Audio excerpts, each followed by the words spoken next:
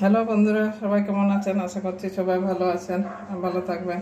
তো cooking with সুনিতার চ্যানেলে আজকে যে রান্না হচ্ছে এই যে এখানে চিংড়ি মাছ নুন হলুদ মাখাচ্ছি, লাউ চিংড়ি করব। তো এটাই আর কি। এখন তো গরমকাল, লাউ লাউ পাওয়া যাচ্ছে, তো লাউ দিয়ে এই লাউ চিংড়ি করব। তো ঠিক আছে, আপনারা দেখতে থাকুন। আমি এখন লাউটা কেটে ফিরে আসছি রান্নায়। এবারে গ্যাসটা ধরিয়ে নিচ্ছি, লাউ চিংড়ি করব। কড়াই বসিয়ে দিলাম, তেল ঢেলে নিচ্ছি।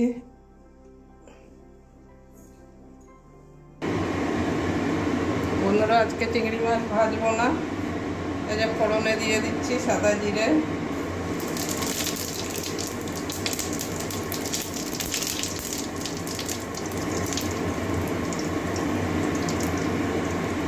তারপরে পেঁয়াজ কাঁচা লঙ্কা কুচি দিয়ে দিচ্ছি।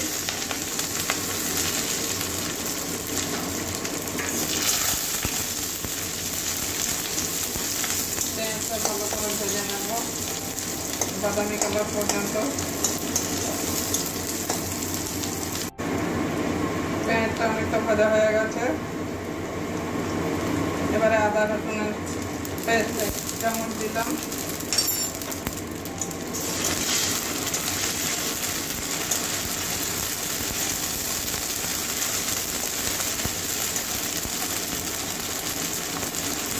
এবারে হলুদ দিয়ে দিচ্ছি, কারণ ফুটে যাচ্ছে অনেকটা, হলুদ দিলে থেকে না।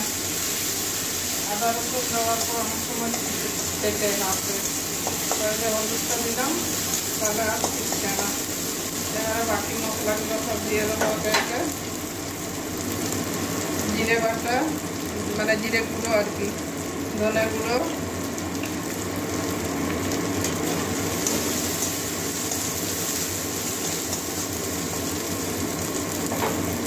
কাশ্মীরি লাল লঙ্কার গুঁড়ো,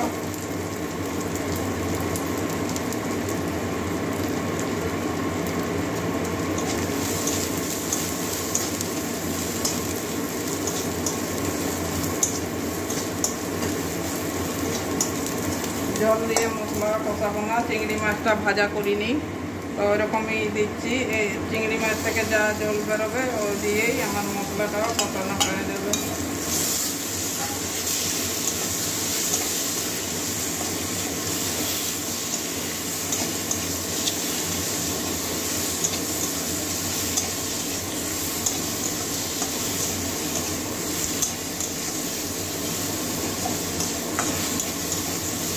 এবারে মাছগুলো ভালো করে মশলার সঙ্গে কষিয়ে নেব। এবারে কষানো হয়ে গেছে, দেখুন মশলা থেকে তেল ছেড়ে দিয়েছে চিংড়ি মাছ থেকে আর কি। আলাদা জল দিয়ে আর কষাতে হলো না, এভাবে তাহলে মাছগুলো নরম থাকবে, মাছটা আর শক্ত হবে না। তো আর এই যে লাউটাও মানে ধুয়ে কেটেছি, এবারে লাউটা দিয়ে দেবো।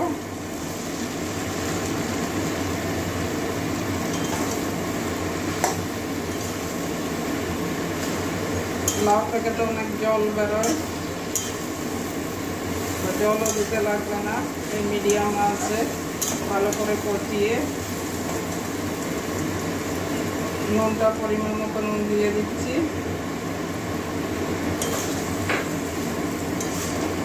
ভালো করে কষিয়ে নেব।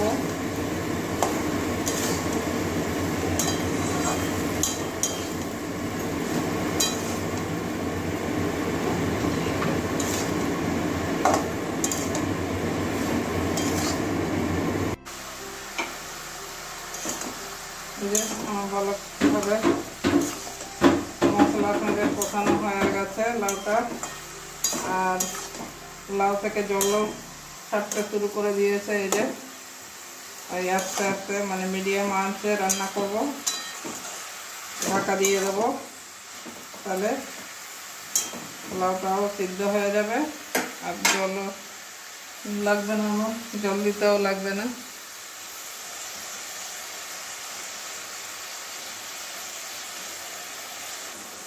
তো এর মধ্যে এই যে দুটো টমেটো মুখের এখানটা ছাড়িয়ে নিয়েছি আর একটু মাঝখানে এইভাবে চিরিয়ে দিয়েছি।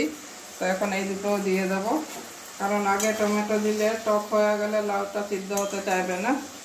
তো ওই জন্য আমি আর করছি না, কেটে দিলাম না, এভাবে দিয়েছি।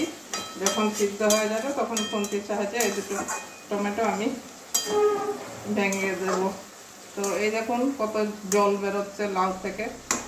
এবারে একটা থালা দিয়ে ঢাকা দিয়ে দিচ্ছি, 10 মিনিটের জন্য ঢাকা দিয়ে রাখবো।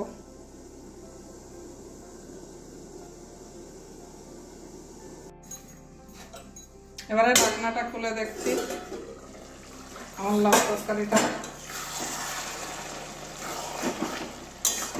এরকম আমার লাউ তরকারি কমপ্লিট মানে হয়ে গেছে। এই যে টমেটোটা আমি এইভাবে খুন্তির সাহায্যে ভেঙে নিচ্ছি। চকলা ছাড়ালেও ছাড়ানো যেত, কিন্তু চকলা ছাড়াচ্ছি না। এই দুটো টমেটোই এইভাবে নরম হয়ে গেছে। এবারে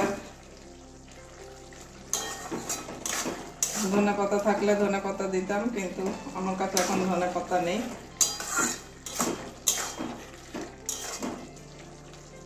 চিংড়ি মাছগুলো একদম নরম, কারণ আমি তো ভাজিনি চিংড়ি মাছগুলো, একদম এইভাবে মশলার সঙ্গে কষিয়ে নিয়েছি। আর লাউটাও একদম নরম হয়ে গেছে। টমেটোটা দিলে আগে কেটে দিলে তাড়াতাড়ি সিদ্ধ হতে চায় না, অনেক সময় টমেটো টক থাকে, তো ওই জন্য আমি গোটা গোটা দিয়েছিলাম। আমার লাউ তরকারি আজকে চিংড়ি মাছ দিয়ে লাউ তরকারি কমপ্লিট হয়ে গেছে। এবারে একটুখানি গরম মশলা দিয়ে দেবো। এবারে গরম মশলা একটুখানি দিয়ে দিচ্ছি। ধনে পাতা থাকলে ধনে পাতা দিতাম, কিন্তু ধনে পাতা নেই আমার কাছে, ওই জন্য গরম মশলা দিলাম।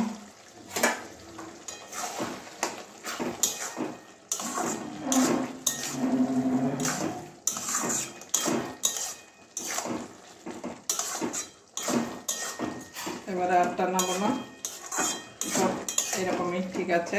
এবারে নামিয়ে একটা বাটির মধ্যে ঢেলে দেখাচ্ছি। এবারে নামিয়ে নিচ্ছি।